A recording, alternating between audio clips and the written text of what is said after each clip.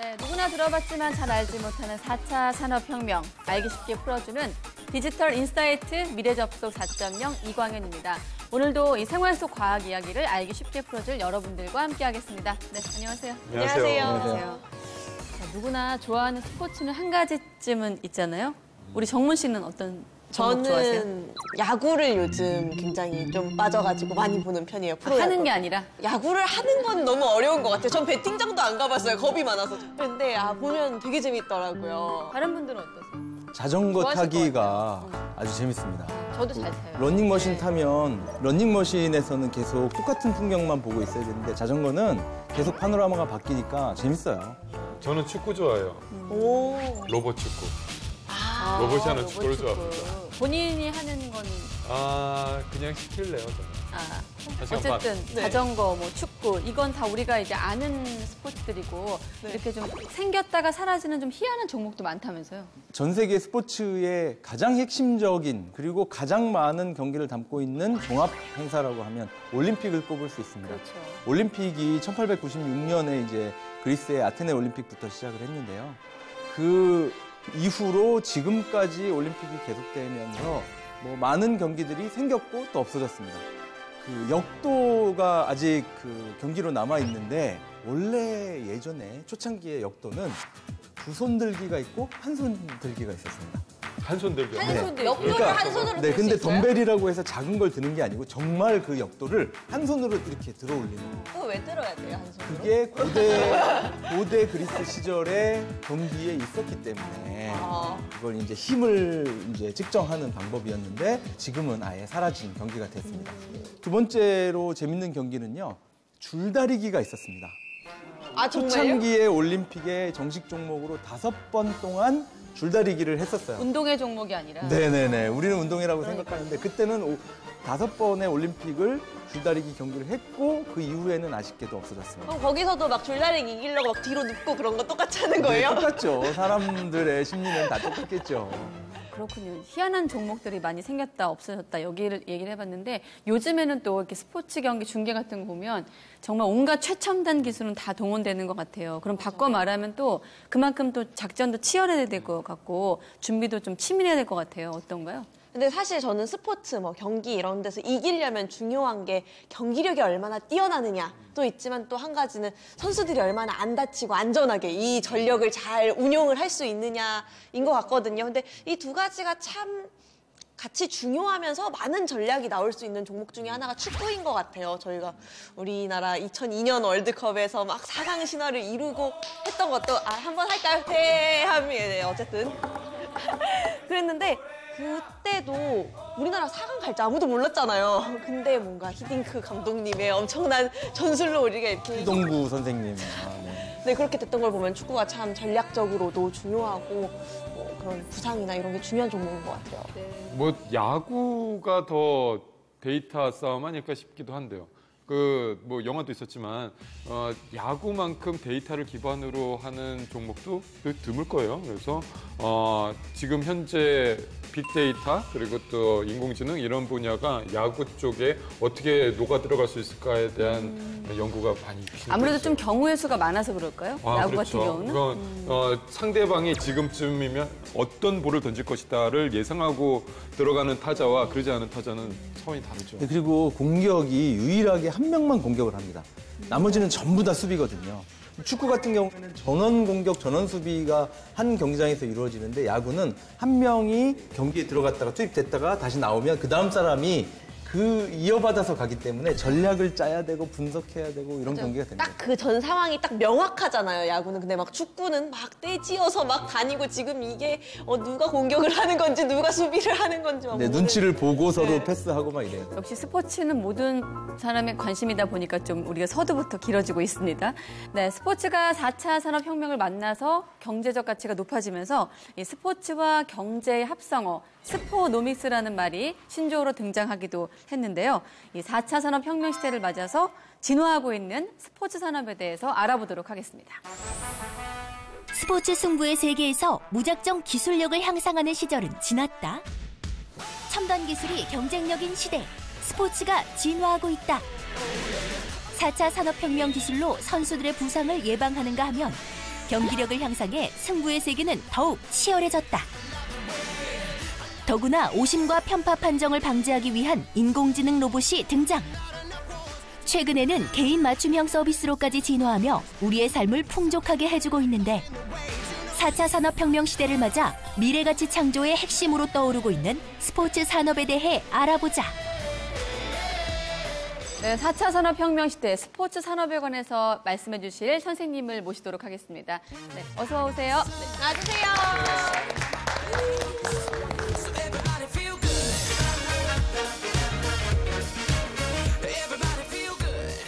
4차 산업이랑 스포츠가 만나서 정부에서는 그걸로 신성장 동력 이렇게 부르기도 하는데 어떻습니까? 이 지금 시대 스포츠 산업이란 좀 어디까지 와 있나요?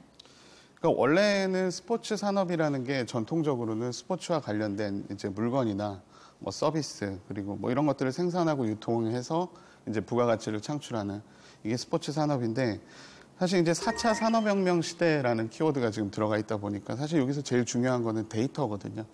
선수들이 이제 플레이를 하면서 발생되는 데이터를 분석을 해서 뭔가 경기력을 향상시켜주는 데 도움을 준다던가 아니면 이제 관중들이나 시청자들한테 데이터를 이제 같이 제공을 해서 더 흥미를 유발을 한다던가 뭐 이런 식으로 해서 결국은 데이터 기반의 새로운 이제 문화라고 이제 얘기를 할 수 있는 게 새로운 문화. 예. 그게 이제 4차 산업혁명 시대의 스포츠 산업이다라고 얘기를 할 수 있을 것 같습니다. 그러면요, 저는 이제 관중 입장에서 네. 그 결과를 맞추고 싶은데 그러면 이제 금전적인 수입도 좀 있고 예. 그것도 데이터로 잘 맞출 수 있는 거죠. 지금 뭐 지금 토토 토토하고 싶 뭐 사실 뭐 그렇게 해서 100이면 100 다 맞출 수 있으면 굉장히 좋긴 하지만 굉장히 또 변수라는 게 많은 게 그런 스포츠잖아요. 거군요. 예. 인공지능으로 더 잘 맞출 수는 없어요. 그러니까 예전에는 막 월드컵 시작하면 그런 거 있었죠. 문어가 우승팀 맞추고. 근데 이제 문어 대신에 인공지능이 맞출 수 있는 거예요. 아무래도 인공지능 기술 활용하면은 더 확률을 높일 수 있다고는 보는데 그럼에도 불구하고 스포츠는 변수가 워낙 많으니까. 공은 둥글다 이런 말이 있잖아요. 그러니까 스포츠라고 하는 게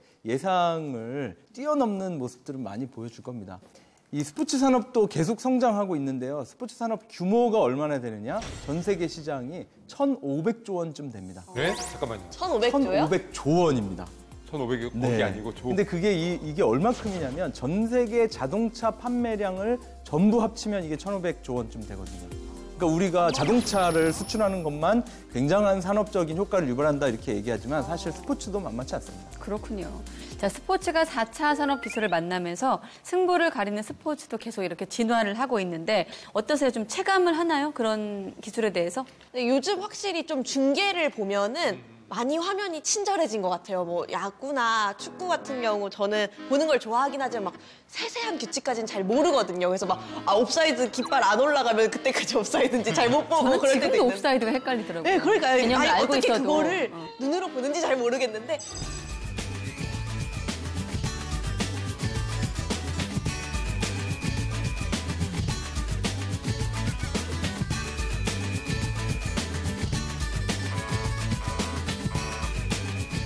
요즘 바로바로 이렇게 딱 선 그어서 알려주고 왜 여기서 네. 없어지는지 뭐 그런 것도 알려주고 이제 야구에서도 선수가 타격하면은 그 자세를 뭐 AR이나 이렇게 3D 애니메이션으로도 또 바로바로 볼 수가 있어가지고 규칙을 잘 몰라도 재밌게 볼 수 있는 것 근데 같아요. 그 AR이라고 하는 게 증강현실이거든요. 눈에 보이는 거 위에 컴퓨터 그래픽을 덧붙이는 건데 야구 같은 경우에는 이제 투수가 던질 때 그 공이 직구로 가느냐 커브로 가느냐 체인지업이냐 슬라이더냐 이런 식으로 세세한 정보들을 많이 주고 정보도 있습니다. 있지만 재미도 있는 것 같아요. 네네. 보는 그게 재미? 멀리서 보게 되면 경기장에서는 제대로 안 보이거든요. 지금 뭐 어떻게 된 거냐, 스트라이크냐 아니냐, 그걸 전광판 보고 알아야 되는데 AR 시스템은 아주 그런 도움이 됩니다. 그 AR 말씀하셔서 말한 말인데요.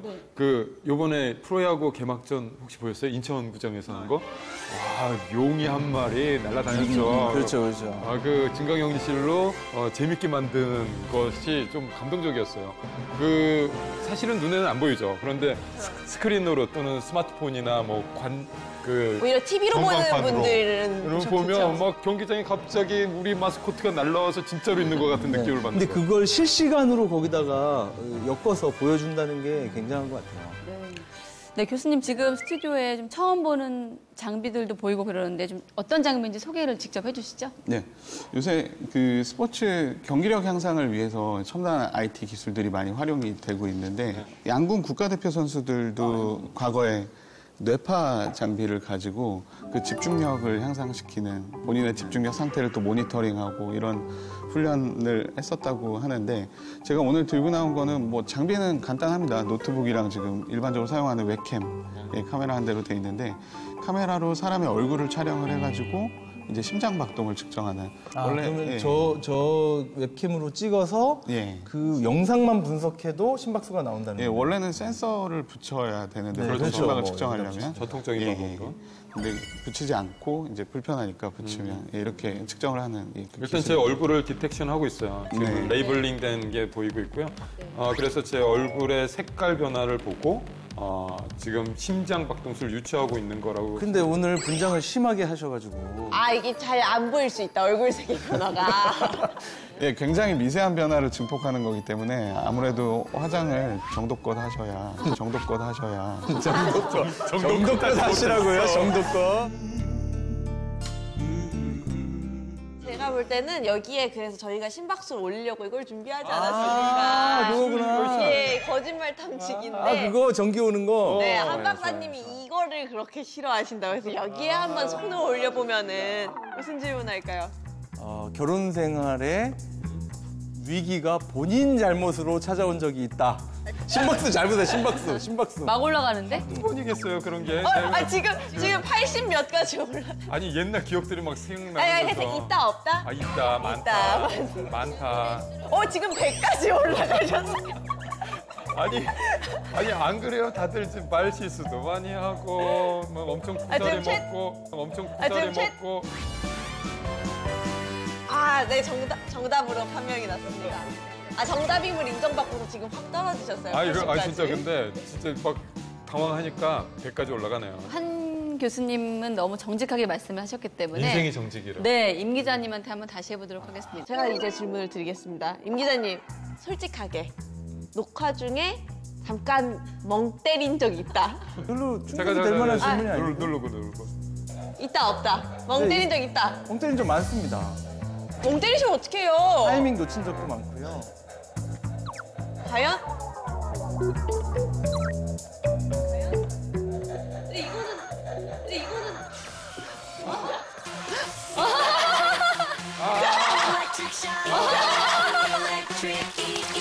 멍 때린 적 있는 것으로.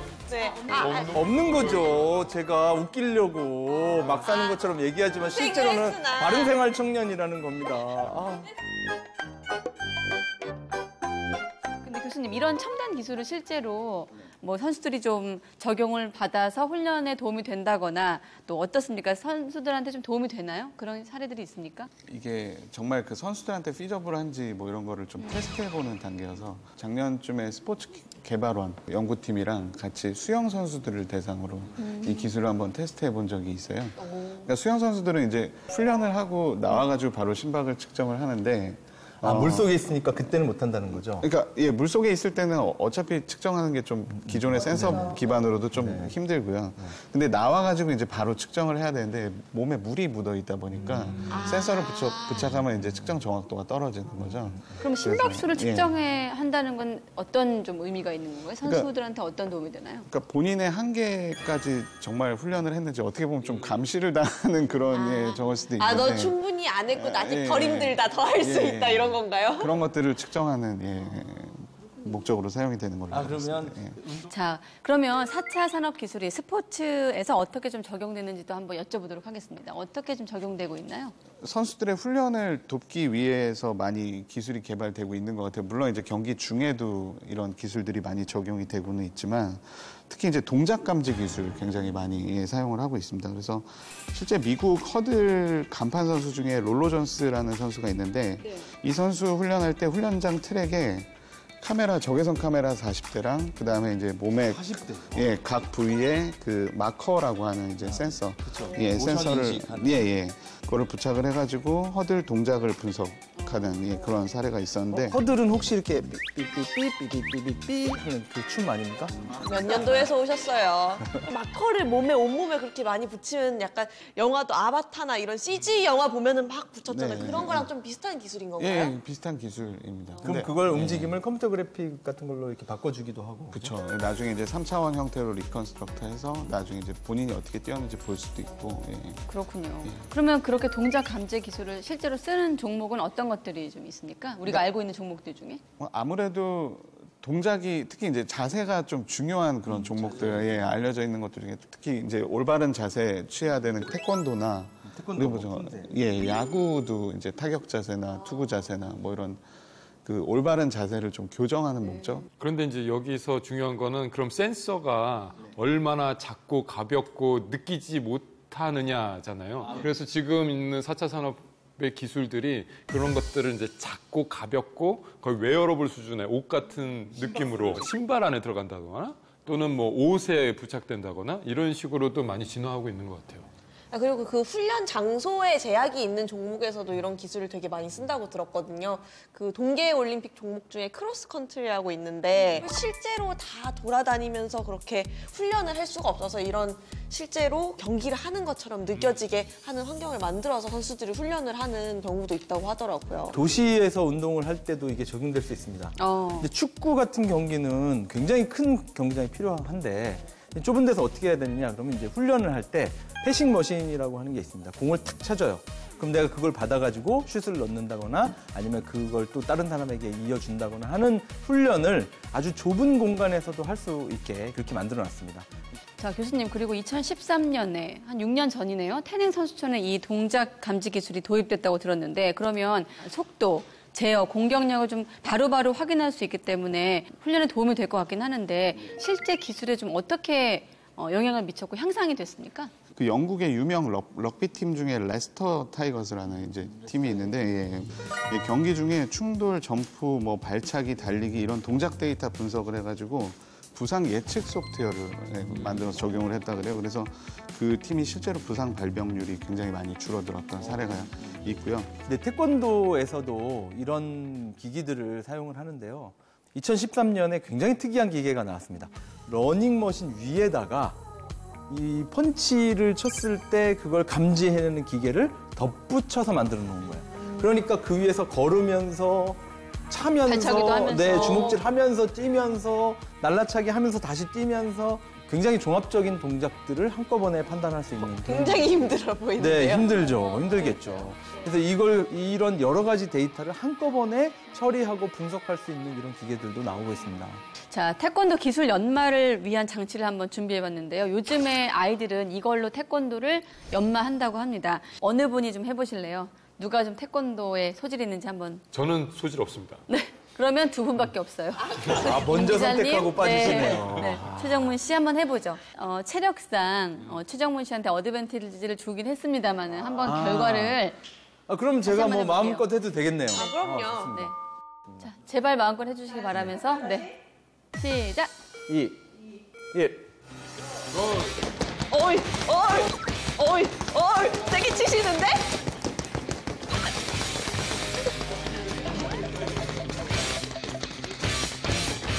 힘들다. 힘들다. 왜 그만하세요? 뭐야, 체력 싸움이라니. 어머. 완전 이겼어.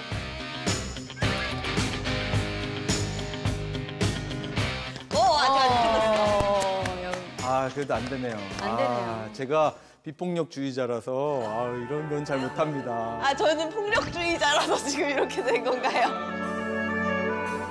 이게 생각보다 이 펀치를 치는 재미가 있어요. 그 일반적인 기계는 그냥 아니, 재미 말고 크게- 실력을 보여주세요. 실력이요. 재미는 있습니다. 네.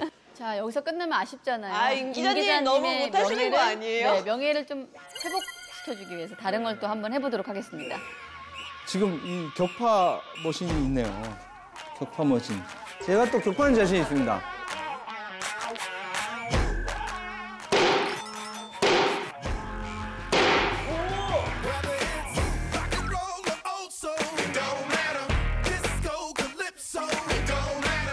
오.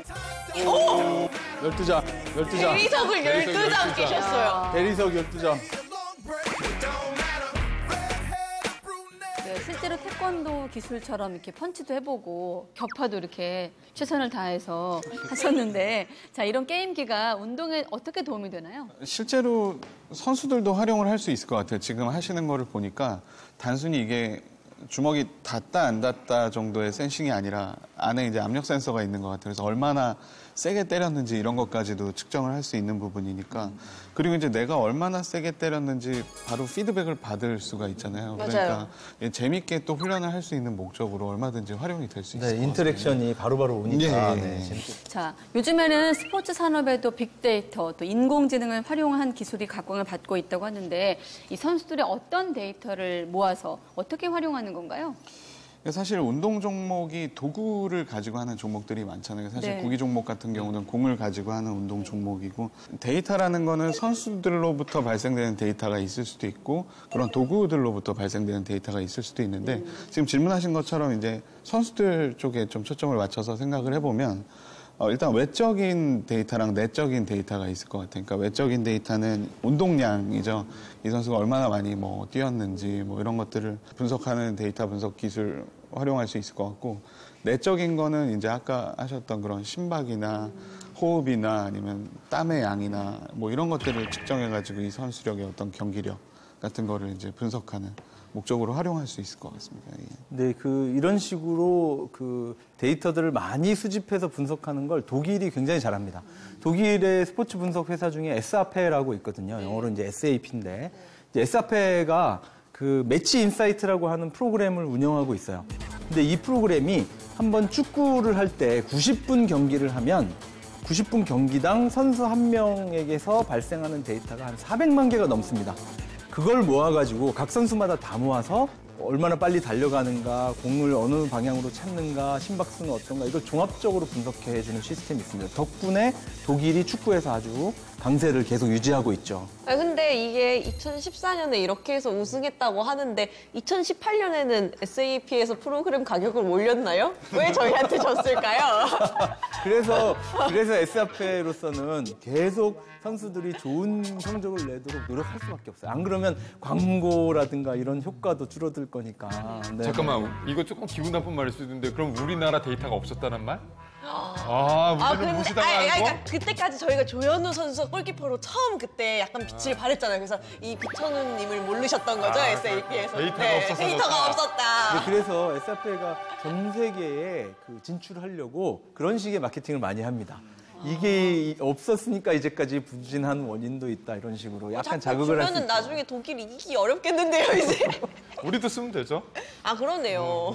근데 경기를 뛸 때는 또 센서를 부착하기가 어렵잖아요. 그렇죠. 선수들에게 다 센서 부착하고 하라 그러면 그거 귀찮아서 그거 어떻게 하겠어요? 그리고 센서를 잘못 붙이면 쓸립니다. 그렇게. 그래갖고 계속 반복 동작을 하다 보면 이게 부담이 많이 가요. 피부에. 그래서 요즘에는 그냥 카메라만 써요. 경기장 외부에 카메라를, 해상도 좋은 카메라를 많이 설치한 다음에 그 카메라에 들어오는 이미지를 갖고 모든 것을 다 분석해내는 거죠. 인공지능이 잘하는 게 그런 부분이거든요.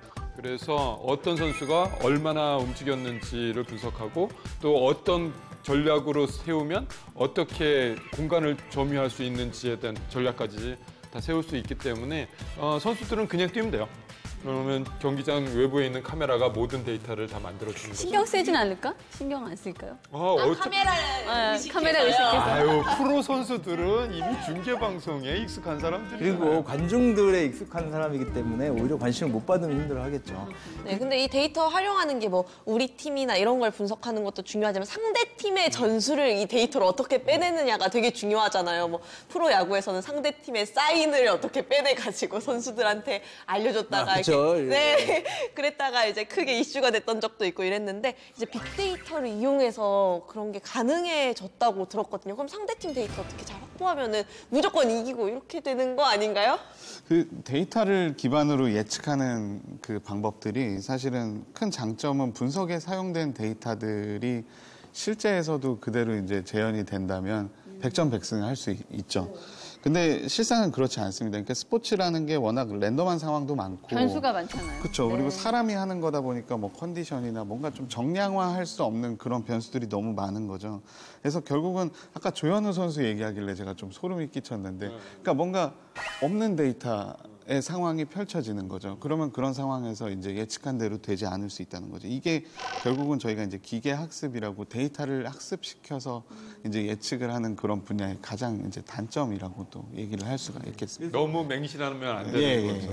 데이터를 분석하는 기업이 있다고 하면 데이터의 빈틈을 찾아서 거기까지 다 메꿔서 촘촘하게 전문적으로 모아주는 기업도 있습니다. 아까 에사페가 분석을 잘한다고 말씀드렸는데 이 데이터를 모으는 건 영국의 옵타라는 회사가 잘합니다.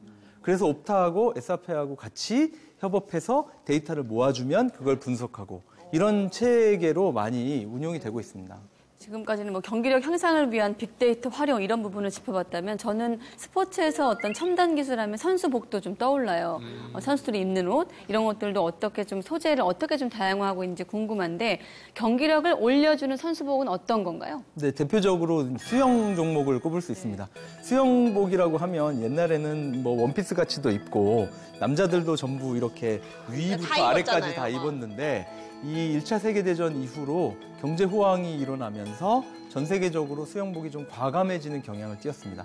그래서 여자 선수들은 경기력 향상을 위해서 일부러 등이 깊게 파인 이 레이서백이라고 하는 스타일을 입었는데 그 당시에는 좀 충격이었어요. 여자가 막 어디 저렇게 등을 내놓느냐. 등이 많이 보이다니. 네네네. 그런데 이 기록 향상을 위해서는 입어야 되는 거죠. 그 기록 향상이 목적이었거든요. 네, 그렇죠. 그런데 이 기록 향상이라고 하는 게 남녀를 가리지 않습니다. 남자 같은 경우에는 1950년대에 56년에 멜버른 올림픽이 열렸죠. 그때 호주의 수영 선수인 존 헨릭스라고 하는 선수가 이 삼각 팬티 형태의 그 남자 수영복을 입었는데 재질이 나일론이었어요. 지금은 나일론이 뭐가 어떠냐 이랬는데 그 당시에 나일론은 어디에만 쓰였느냐? 여자 스타킹에만 쓰였습니다. 그럼 수영복은 원래 뭘로 만들었어요? 수영복은 원래 직물 면으로 만들었습니다. 네. 면을 입고 물속에 들어가는 거예요. 네네, 처음에는? 그렇죠. 그런데 이 나일론이라고 하는 스타킹 재질을 입고 나오니까 사람들이 저게 뭐냐고 엄마가 만들어줬냐 뭐 엄청 놀림을 했는데 그 사람이 거기서 1등하고 세계 신기록 계속 내니까 너도 나도 입게 됐어요. 그게 이런 수영복의 식으로. 표준이지. 네, 그래서 수영복이라고 하는 게 기록을 갱신할 수만 있으면 어떤 형태든 어떤 재질이든 가리지 않고 만드는 경향이 있습니다. 결국에는 이게 옷의 싸움이냐 사람의 싸움이냐. 그래서 2009년에 아예 그 합성섬유의 사용을 금해버립니다. 전신 수영복도 무릎까지 딱 끊고 무조건 그 뒤로는 직물을 가지고 만들어야 된다. 그래서 이 완전히 합성섬유로 만든 거는 아예 못 입게 그렇게 규정이 바뀌었습니다. 네, 첨단 소재가 사실 이렇게 기록을 갱신하는 데도 참 도움을 주지만 안전하게 경기를 할 수 있는 데도 도움이 많이 되잖아요. 펜싱 같은 경우는 사실 볼 때마다 좀 조마조마하죠. 무섭거든요. 왜냐면 어쨌든 칼을 쓰고 하는 운동이니까 되게 위험해 보이잖아요. 근데 예전에는 실제로 펜싱 칼이 부러져서 목숨을 잃는다거나 이런 사고들이 일어났다고 하더라고요. 그래서 이제 이걸 더 안전하게 만들어야겠다 해서 마레이진 강철이라는 소재로 이제 칼을 만들기 시작하고 그리고 또 옷의 소재도 잘 칼이 안 찢어져야 되니까 케블라 섬유를 이용해서 더 안전하게 이렇게 만들고 있다고 하더라고요.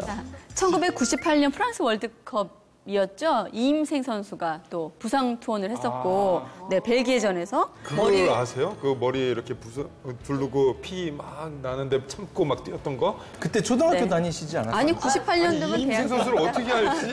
98년 월드컵은 네. 기억이 나는데 그때 부상 투혼이 사실 있었어요. 정확히 기억은 안 나요. 근데 황선홍 선수 이제 생각을 하다 보니까 맞아요. 뭐 거기까지 가면 같은 것도 쓰고 붕대도 네. 받고 맞아요. 여기 막 붕대 네. 막 이렇게 사실은 마음 황선홍 쓰고. 선수 부상이 훨씬 더 기억에 선명하게 남았는데 어떻습니까? 이렇게 경기를 좀 치르다 보면 부상 입는 경우도 많이 보는 것 같아요. 그 소치 동계올림픽이 있었어요. 그때 데이터를 살펴보면요. 등록돼 있는 경기에 참가하기로 등록돼 있는 선수의 12%가 크고 작은 부상을 겪은 적이 있다고 이렇게 얘기를 했습니다. 그리고 부상을 당한 선수 중에 39%는 출전을 못할 정도로 크게 다쳤어요. 그러니까 동계올림픽이 아무래도 도구 같은 걸 많이 쓰고 미끄럽다 날카로운 보니까 것도 많고. 네, 그러다 보니까 이 부상이라고 하는 거를 막는 방법도 계속 이렇게 개발이 되고 있습니다.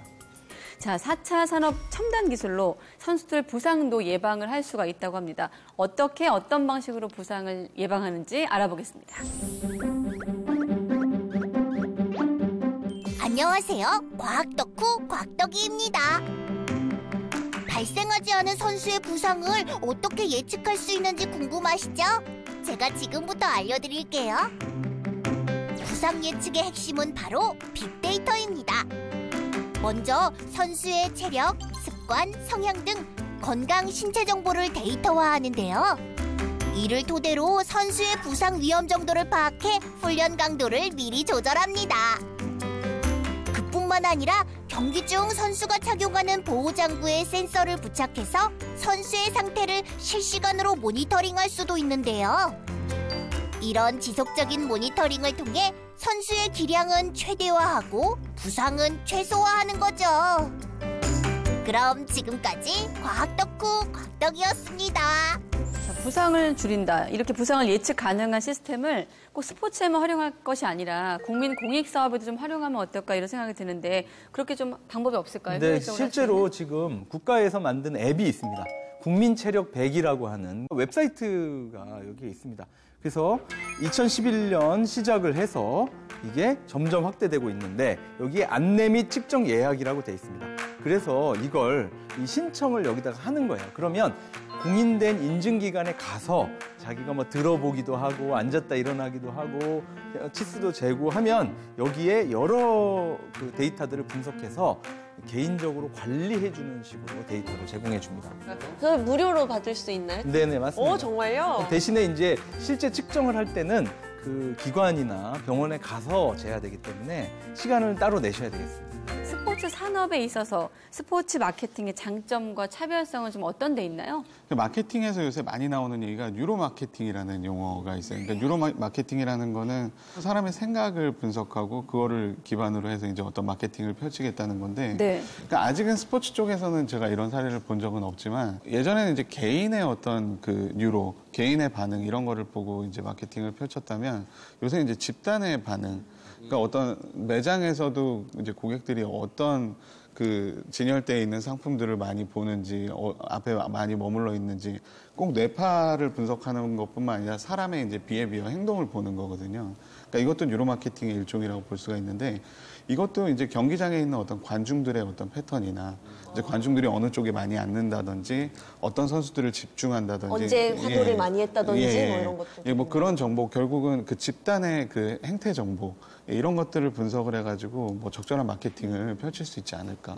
그래서 그 마케팅, 뭐 뉴로 이런 말을 하시니까 생각이 나는데 그 수원 야구장 한번 가보셨어요? 네, 저 거기서 시구도 해봤습니다. 정말 여기서 연예인만의 문단을 시구. 저도 노리고 있어요. 로봇으로. 로봇이고. 뭐 재밌지 않아요? 오, 아무튼 그런데 괜찮을 것 같아요. 수원 구장에 그 관중으로 가게 되면요. 그 음료수라던가 이런 각종 뭐 음식들, 야구의 재미는 또 음식이잖아요. 그럼요. 맥주랑 치킨 안 먹으면 그거 야구 보는 거 아니에요. 주문할 수 있어요. 그 관중 앉아서. 이런 것도 나갔다 오고 와야 되는 거 너무 아니에요? 좋다. 이런 것도 하나의 줄 서는 것도 마케팅이죠. 엄청나잖아요. 사실. 이런 것도 스포츠 마케팅의 일환으로 지금 우리가 보고 있어요, 사실은.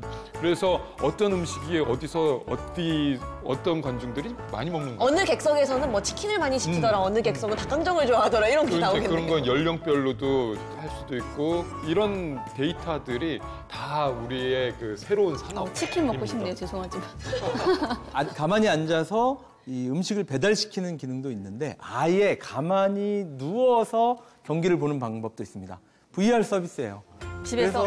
그래서 VR 고글을 쓰고 집에 그냥 누워 있으면 내가 천장을 보든 아니 옆으로 돌아눕던 화면이 자기 눈앞에 언제나 펼쳐지기 때문에 그 정말로 말 그대로 편하게 경기를 볼 수가 있습니다. 네. 그래서 미국에서는 아예 VR 방송 업체들이 있어서 2016년부터 이미 서비스를 하고 있고요. 이거를 뭐라고 그러죠? 게으름의 끝판왕이라고 불러야 돼요. 스포츠를 귀차니즘, 하는 사람은 귀차니스트. 엄청 네. 선수들은 힘든데 그럼. 보는 사람은 정말 더 편할 수가 없게. 사실 이른바 귀차니스트들은 정말 집에서 생생하게 볼 수 네. 있다면 굳이 경기장에 가서 치킨도 편하게 집에서 먹고 맥주도 한잔하고 집에서 하면 되지 않을까 싶은데 그러면 또 경기 보다 보면 뭐 누가 이기냐 지냐 이거의 관건이긴 하지만 보다 보면 이제 열받는 게 오심 때문이잖아요. 사실은 오심. 참 한숨부터 나오는데 가장 기억에 남는 오심 있어요? 저는 2011년 다들 기억하실 거예요. 런던 올림픽 그 펜싱 여자 펜싱 에페 준결승전에서 에페. 네 1초 거의 영원한 줄 알았어요. 저는 그 1초가 그 1초 때문에 신아람 선수가 맞아요. 이제 결승 진출이 좌절이 됐었잖아요. 자, 번트레이 됐습니다. 도치철기 시간이 흘러가지 않았습니다. 1초입니다. 정말 빠릅니다. 야, 이거 2초 시간이 지금 너무 안 흐르는 것 같습니다. 네, 지금. 전 국민적으로 좀 그 분노를 일으켰던 오심이 아닌가 싶습니다. 이 오심이라고 하면 우리가 이 축구를 빼놓을 수가 없습니다. 축구에 아주 유명한 동작이 있죠. 예, 네모를 갑자기 심판이 이렇게 긋는. 네네네. VAR. 이게 뭐냐, 비디오 판독을 비디오 하겠다는 판독, 거죠. 네. 이런 비디오 판독이 등장하는 이유도 바로 오심 때문에 항의가 많아서 그런 거거든요. 네. 그래서 이 오심이라고 하는 걸 어떻게 우리가 찾아내서 어떻게 그거를 믿을 만한 데이터를 가지고 판가름 내주느냐가 사람들의 분노와 적개심을 이렇게 잠재울 수 있는 방법인데 거기서 이제 기술들이 많이 결합이 되고 있습니다. 오심 논란이 있어갖고 막 부글부글 할 때 가장 찬물로 끼얹는 말이 오심도 경기의 일부분이다. 오심도 실력이다. 이런 속설이 사실 스포츠계에 유명하게 있는 건데 이렇게 되면 기술 발전에 따라서 이런 좀 얘기도 사라지겠어요? 근데 이 VAR이 2017년부터 쓰였는데요. 네. 그 전에는 오심이라고 생각되면 그냥 막 사람들이 부글부글 끓고 말았는데 이제는 전부 뭔가 오심인 것 같으면 사람들이 VAR 하면 심판이 못 듣는 척 하다가 나중에는 이렇게 하고 뛰어가면 사람들이 와 이러거든요. 이게 심판이 장차 없어질 가능성이 높다는 걸 뜻하기도 합니다. 그래서 2013년에 옥스퍼드 대학에서 고용의 미래라고 하는 보고서를 내놨는데요. 거기서 700개의 직업군을 다 조사한 결과 90에서 100%의 확률로 앞으로 없어질 직업, 스포츠 심판입니다. 심판 표정 보는 재미도 있는데, 그죠? 이죠. 네, 그 유명한 분 네네네. 계시잖아요. 자, 2020년 도쿄 올림픽에 로봇 심판을 도입한다고 하는데 만약에 인공지능이 모든 심판을 대체한다고 하면 필요하다고 보거든요. 네. 어떻게 보세요? 일단 전문가로서. 예, 일단은 신기한 현상이요. 사람들이 인공지능이 판별을 하면 동의를 해요. 사람이 다른 사람이 판별을 하는 거는 그건 못 믿어요. 신기한 현상을 보고 있어요. 그래서 어디까지 지금 동경올림픽에서 보실 거냐면 그 체조 같은 경기 있잖아요. 이런 거는 굉장히 정량적이지 않고 정성적이잖아요. 얼마나 예술적이냐 이런 걸 판별을 해야 된단 말이에요. 예, 이런 것까지도 로봇이 어느 정도 추천을 해주는 거죠.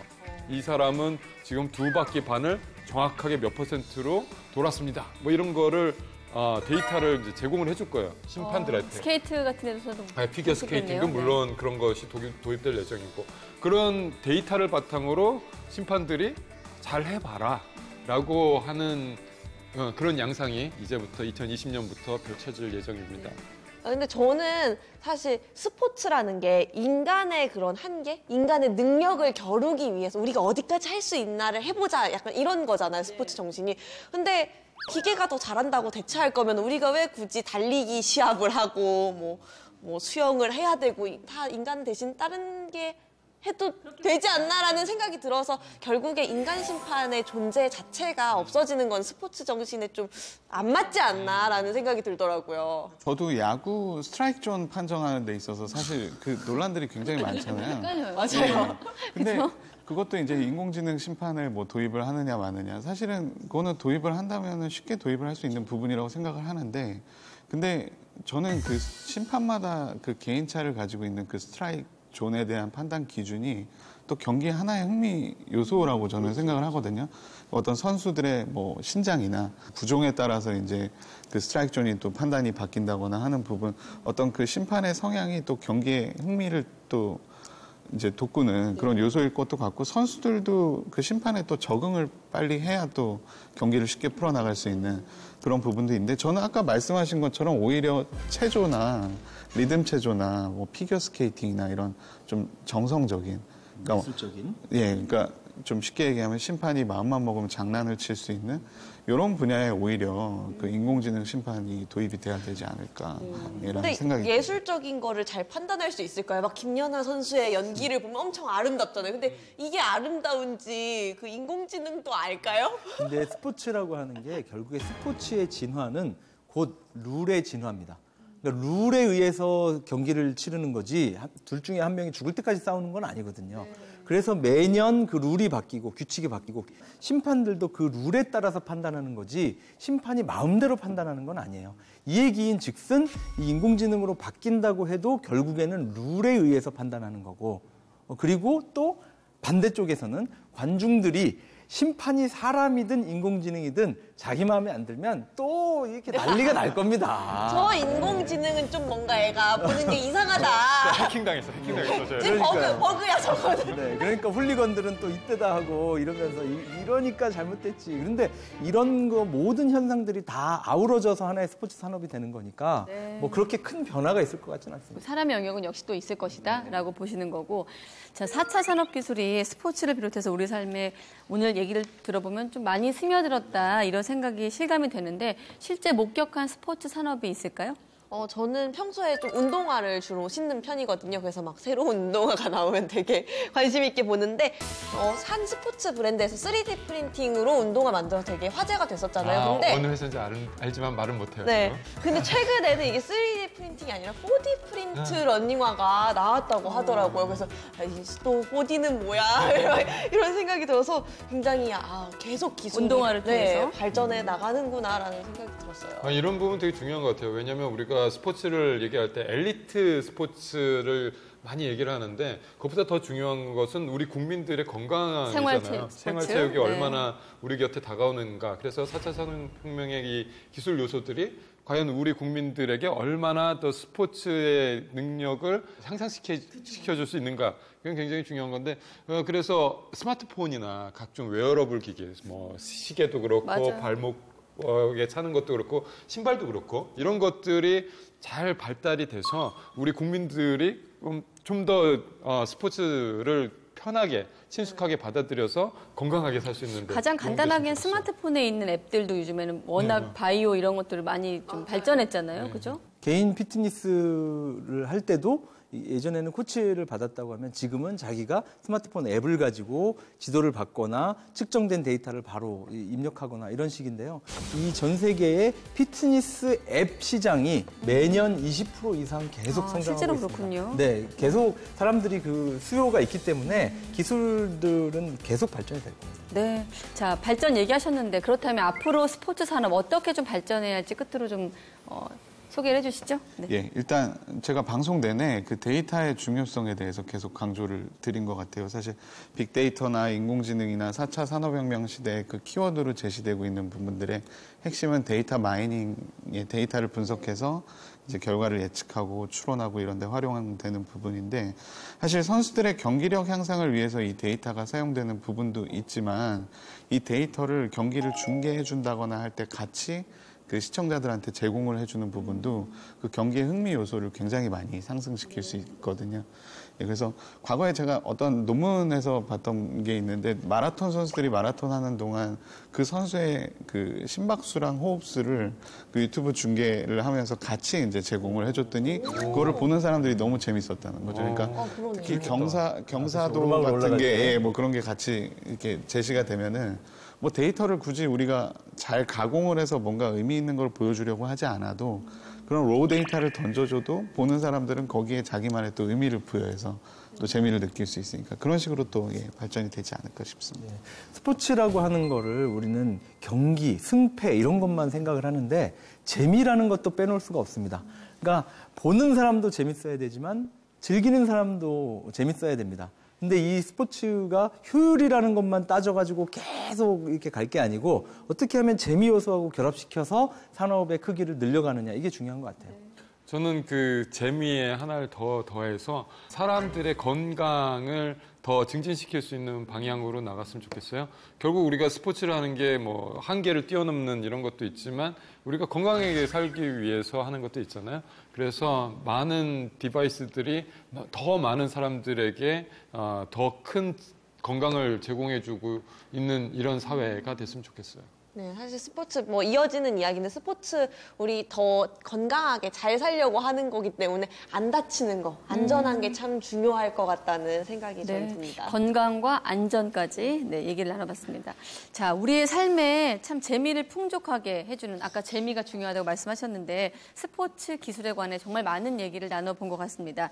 4차 산업혁명 시대의 스포츠 산업에 대해서 이제 한 줄 평을 할 시간인데 이번엔 최정문 씨부터 네. 한 줄 평. 스포츠 이제 더 이상 몸이 아니라 머리로 하는 거다. 아, 그 박치기 같은 거 말씀하시는 건가요? 네, 격파를 뭐 머리로. 그런 거요. 한 박사님은요? 저는 4차 산업혁명의 스포츠는 즐거움 2배. 아. 그냥 즐기는 것보다 뭔가 기술적인 요소가 더 더해지면 더 즐거워지는 이런 스포츠 산업. 저는 스포츠 산업이 안 긁은 복권이다 이렇게 얘기하고 싶어요.